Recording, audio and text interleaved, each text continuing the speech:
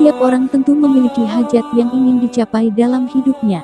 Tidak ada keinginan atau hajat yang tercapai tanpa pertolongan dari Allah. Pada zaman dahulu, ada sebuah cerita yang bisa membuat seseorang dikabulkan hajatnya dan ditolong dalam keadaan sempit.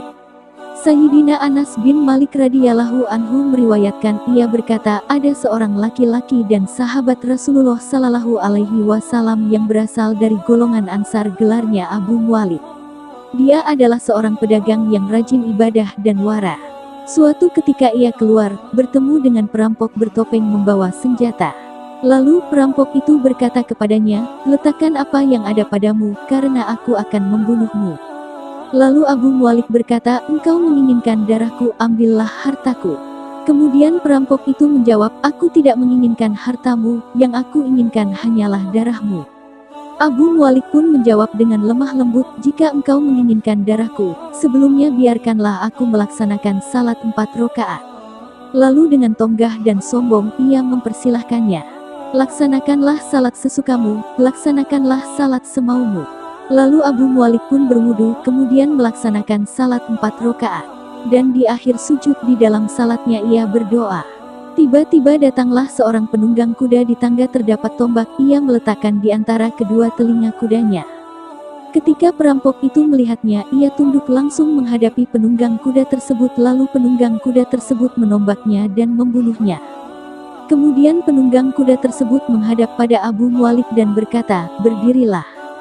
Lalu Abu Muwalid pun berdiri dan bertanya, siapakah engkau? Allah subhanahu wa ta'ala menyelamatkanku denganmu pada hari ini. Kemudian penunggang kuda itu berkata, aku adalah seorang malaikat dari penduduk langit yang keempat. Ketika engkau berdoa dengan doa yang pertama, aku mendengar gemeretak pintu-pintu langit. Kemudian ketika engkau berdoa dengan doa yang kedua, aku mendengar penduduk langit menjadi heboh dan ribut. Lalu engkau berdoa dengan doa yang ketiga, dikatakan kepadaku, itu adalah doa orang yang berada dalam kesulitan. Dan aku meminta kepada Allah agar memberikan kuasa kepadaku untuk membantumu.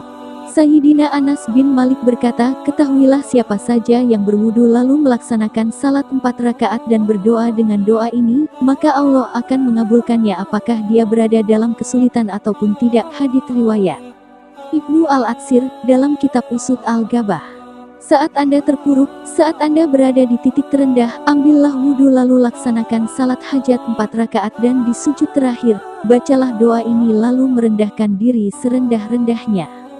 Tumpahkanlah semua keluh kesah kepada Allah yang menciptakan jagat raya ini. Ya Wadud, ya Zalarshi Al-Majid, ya Fa'alu lima turidu, asaluka biizikal lazi la yuram, wa bimulkika lazi la yudamu, wa binurikal lazi mala'a arkana arshika antakfiyani syara haza al-lisa, ya mugits agitsni. Bacalah doa ini sebanyak 3 kali di dalam sujud terakhir, seraya merendahkan, mengakui kesalahan dan mengakui semua kelemahan kita. Silahkan amalkan dengan istiqomah, insya Allah diijabah oleh Allah subhanahu wa ta'ala.